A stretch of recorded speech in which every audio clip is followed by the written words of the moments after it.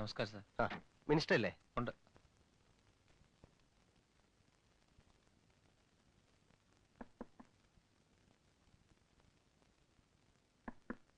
Yes. Good morning. ആ കുറ്റി അങ്ങോട്ടേക്ക്.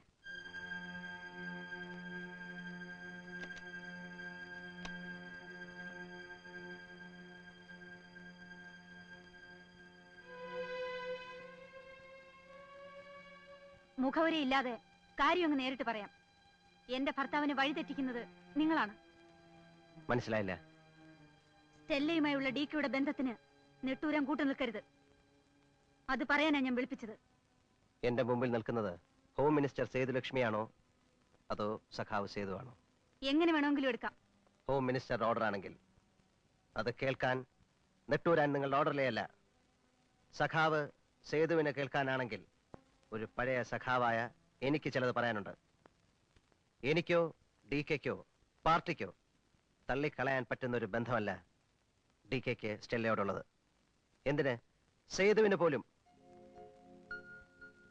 സേതുവിനറിയാമോ, DK ജയിലിൽ നിന്നിറങ്ങി സേതുവിനെ കെട്ടുന്നതിന് മുമ്പ് സ്റ്റെല്ലയെ കണ്ടിരുന്നെങ്കിൽ DK സേതുവിനെ കെട്ടാൻ ഞാൻ സമ്മതിക്കില്ലായിരുന്നു. അതൊന്നും എനിക്ക് കേൾക്കണ്ട. നെട്ടൂരാൻ കൂട്ടു നിന്നില്ലെങ്കിൽ DK ആ വീട്ടിൽ പോവില്ല. പോവും സേതു. സ്റ്റെല്ല പ്രസവിച്ച DKയുടെ മകൻ ആ വീട്ടിൽ വളരുന്നുണ്ട്. തീർച്ചയായും DK പോകും. ഞാൻ കൂട്ടുനിന്നില്ലെങ്കിൽ കൂട്ടുനിൽക്കാൻ മറ്റു പലരുമുണ്ട്. അവർ DK ഒറ്റുകൊടുക്കും. ഈ ബന്ധം നാട്ടിലറിയും. DK നാറും. കണ്ണനും DKയുടെ സുഹൃത്താണ്. DKയുടെ പോക്ക് ശരിയല്ലെന്ന് എന്നോട് വന്ന് പറയാൻ കണ്ണന് തോന്നിയല്ലോ. എന്നെയും കണ്ണനെയും ഒരുപോലെ കാണുന്നത് സേതുവിന്റെ കാഴ്ചയ്ക്ക് എന്തോ കുഴപ്പമുള്ളതുകൊണ്ടാണ്. എന്റെ കാഴ്ചയ്ക്ക് ഒരു കുഴപ്പമില്ല. ഉണ്ട്. അധികാര തിമിരം ബാധിച്ചിരിക്കുന്നു സേതുലക്ഷ്മിക്ക്. കണ്ണൻ മുതലാളിക്ക് വ്യവസായ മന്ത്രി DK കൊണ്ടുള്ള ആവശ്യം കഴിഞ്ഞു. ഇനി അവൻ ആവശ്യം അവന്റെ തോന്നിയാസങ്ങൾക്ക് മറയായി ആഭ്യന്തരമന്ത്രിയുടെ സഹായമാണ്. എല്ലാരെയും എനിക്കറിയാൻ നെട്ടൂരാൻ മുതലാളി. ഏതോ കഥയിലെ എന്നോ മരിച്ചൊരു കഥാപാത്രത്തെ പൊക്കിയെടുത്ത് വികാര പ്രകടനം നടത്തുന്ന നിങ്ങൾ എന്തിനാ ഈ തോന്നിയാസത്തിന് കൂട്ടു നിൽക്കുന്നത്? വ്യവസായ മന്ത്രിയെ കൊണ്ട് നിങ്ങൾക്ക് നേടാവുന്നത് നേടാൻ വേണ്ടി, നിങ്ങൾക്ക് കാശുണ്ടാക്കാൻ വേണ്ടി. മന്ത്രിയുടെ ഇരുട്ട് ബന്ധത്തിന് കൂട്ടുനിന്ന് കാശുണ്ടാക്കേണ്ട ഗതികേട് നെട്ടൂരാൻ ഉണ്ടായിട്ടില്ല. ഞാൻ കഷ്ടപ്പെട്ടാ കാശുണ്ടാക്കിയത്, എന്റെ കുഞ്ഞിനും അന്നമ്മയ്ക്കും വേണ്ടി.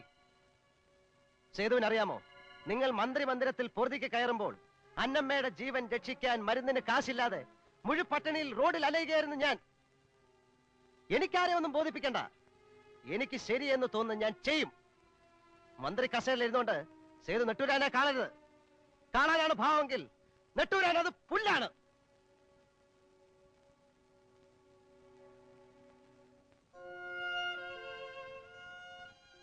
ഈ നെട്ടൂരാൻ വിളിച്ചതിൽ കൂടുതൽ മുദ്രാവാക്യങ്ങളൊന്നും